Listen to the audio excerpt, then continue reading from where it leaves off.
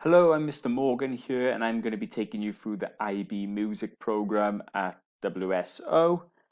Um, just before we start, I'm going to outline the areas of inquiry for the program. So there are no set works in this program like previous IB music years. We look at different areas of inquiry. So I have the four up on the screen now. I've given some examples of the styles and the genres of the music which fall under these areas of inquiries. However, these are not prescribed for these, and there are many more that can fit. Throughout the course, pupils are encouraged to investigate each area of discovery, and this allows them to develop their breadth and understanding of music as we go through. So the syllabus can be outlined into three different sections, and there is a fourth section for higher level pupils who take the HL option. So the first part is exploring music in context, and this is where the pupils engage in a diverse range of music, and they will be required to use the areas of inquiry from the previous page, and it basically investigate and look at what makes that music in terms of theory, in terms of musical elements and structure in a way that we would analyze music. Experimenting with music then will connect the theoretical studies. Okay, so things which we may find out in exploring music in context and any theory lessons, and we put that into practice then when creating music to help us gain a deeper understanding. Again, these are influenced by the areas of inquiry, so it encourages that breadth and depth of musical experiences for the pupil. And then presenting music, this is where pupils prepare and finish a piece to be performed or presented. So this is not just about pupils performing music on their instruments, it is something that they can use with maybe a composition where they would present to an audience. Again, all of this is linked back to the areas of inquiry and encourages pupils to perform and present different styles of music to develop that breadth and depth of musical knowledge. The last part is the Contemporary Music Maker project. This is for pupils who will take HL only, and this is a real life practices project where pupils will plan and collaboratively create a project that draws on their competencies, their skills, and what they have learned throughout the course in the areas of inquiry. This is something which takes place as they go on. So the assessment can be split into the three sections or four for HL. So the first part is the exploring music in context, where pupils will analyze different types of music from the four areas of inquiry. This assessment is an externally marked assessment, and it's a 2,400 word written piece of work, along with a 1 minute creating exercise and 2 minutes performance adaptation of music. So within this one section, pupils are also composing and performing music, but it's all based on their investigations through the areas of inquiry. The second part is experimenting with music. So this requires pupils to create an experimentation report that is 1,500 words, and that will support their practical evidence of 3 excerpts of creating and 3 excerpts of performing, both being 5 minutes each.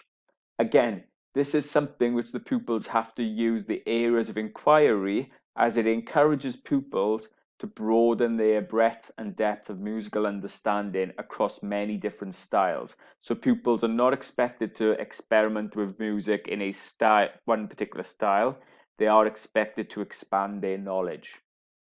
The last assessment, which will be the presenting music, and this is where pupils submit a collection of work to show their engagement with different musical styles. So pupils are expected to present program notes of 600 words, and they are also expected to present a composition of 6 minutes in length. This is not one composition, this could be many different compositions, and also a performance of 12 minutes in length. Again, this is not one song or one particular piece of music. This can be many different pieces of music as long as they add up to 12 minutes. And this will be done in front of an audience.